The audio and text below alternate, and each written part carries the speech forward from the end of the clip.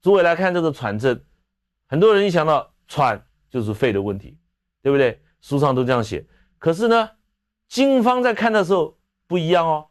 有一个医家叫胡锡树，我看过他的医案，他治喘用什么？用大柴胡汤和桂枝茯苓丸。他认为很多人的喘不是气不够，而是有东西堵在里面，是什么？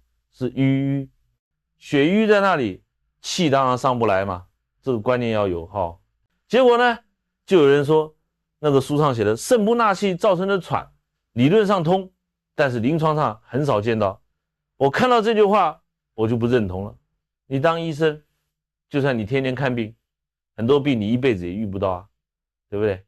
你没遇到，不代表它不存在，不代表它少见，这是你的经历问题，不是这个病不存在，好不好？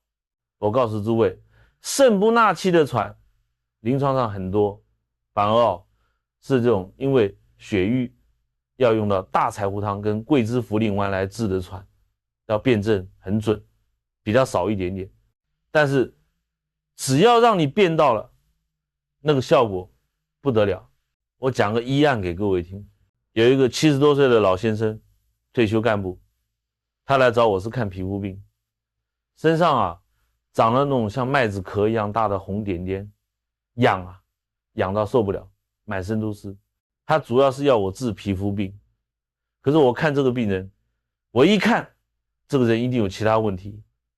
我问他大便怎么样，他说大便干结，很难上出来，舌头伸出来我看看，舌质是红的，一看就知道这个人身体里面火气非常大，是湿热症。我再问你晚上睡觉好不好，他一听脸都皱起来了，说这才是最痛苦的。他每天晚上没有办法平躺着睡觉，只要一躺平，气就往上冲，喘到不行，感觉气上不来，那怎么办呢？每天晚上就抱着这个被子，靠在墙壁上坐着睡觉，就这样坐一整个晚上。你说难过不难过？你看症状出来了，大便不通，胸胁苦满，里面有热，这是大柴胡汤症，对不对？晚上不能平躺，一躺气就上逆，这是因为有淤血在里面，淤血不去，心血不生，气机就不顺畅，这就是桂枝茯苓丸症。处方就很简单了嘛，大柴胡汤和桂枝茯苓丸，我给他开了7副，结果怎么样？当天晚上回去吃了一碗药，第二天中午他家里人就跑来找我了，非常高兴的跟我讲，说老先生昨天晚上吃完药以后就可以平躺着睡觉了，睡了一整个晚上，一次都没有喘。你看看这个血瘀造成的喘，你只要药开对了，那个效果来得有多快？一剂之后，药一进去，淤血一活化开来，热一清掉，气就降下去了，他当然就可以平躺了。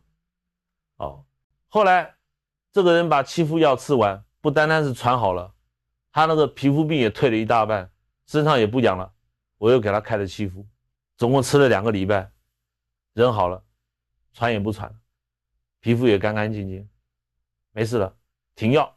所以诸位你看看，这个就是用活血化瘀的方法来治喘。所以内伤杂病里面讲到喘，不要老是想着补肾纳气，有时候是淤血堵在中间，你把这个瘀打开，气自然就顺了。